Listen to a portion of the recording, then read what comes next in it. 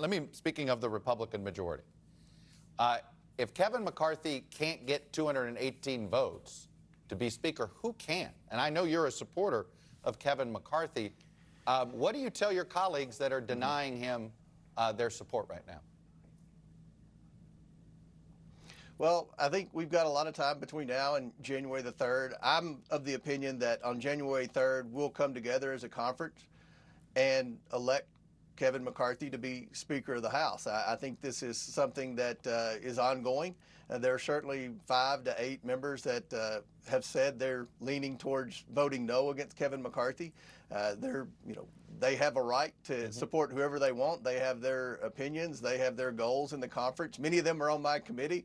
I'm friends with them, but I'm hopeful at the end of the day that we will come together as a conference and elect Kevin. We had an election between Kevin McCarthy and my friend Andy Biggs, and Kevin McCarthy won by nearly 200 votes. So there's overwhelming support for Kevin McCarthy in our conference. I was just going to say, what do you tell those folks? I mean, what is the most credible critique of Kevin McCarthy that you think is fair from them that they're making?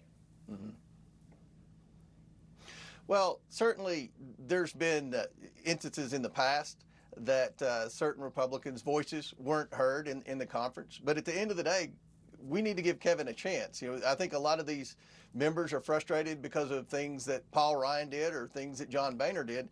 Kevin McCarthy's never had a chance to be Speaker. We had an election. We had a lot of debate in conference. And in the end, Kevin McCarthy was the overwhelming winner. And I'm hopeful that our conference will come together, and I believe we will, on January 3rd and make Kevin McCarthy the next Republican Speaker of the House. Assuming you're chairman of the Oversight Committee, if you've got one investigation you get to focus on, if there's just one, I know you've got a bunch you want to do, what's the one? Well, we're going to investigate between 40 and 50 different things. We have the capacity. We'll have 25 members on the committee, and we're going to have a staff close to 70.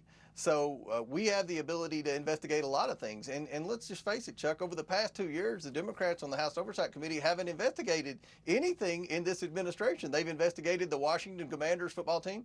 We've had several hearings on social issues that the Oversight Committee has absolutely nothing to do with, issues like abortion. We believe that there have been hundreds of billions, if not trillions of dollars wasted over the past 3 years. So that spans 2 administrations in the name of COVID.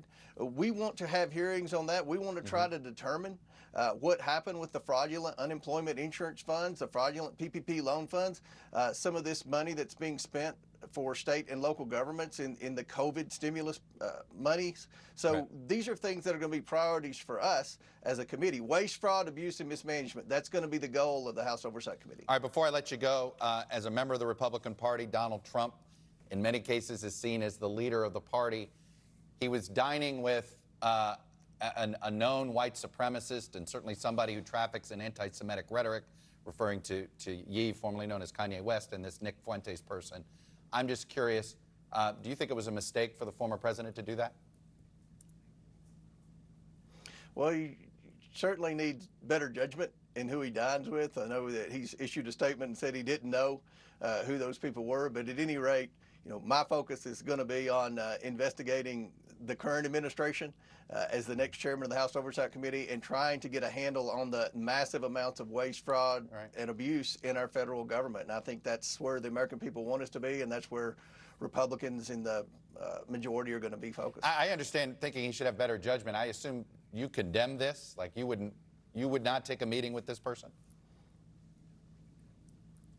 I would not take a meeting with that person, no. I wouldn't take a meeting with Kanye West either, but that's my opinion. James Comer, Republican from Kentucky, the next chair of the House Oversight Committee. And I imagine we'll have a lot more to talk about on those investigations as the time moves on. Thank you for coming on and sharing your perspective, sir. Thanks for having me on. When we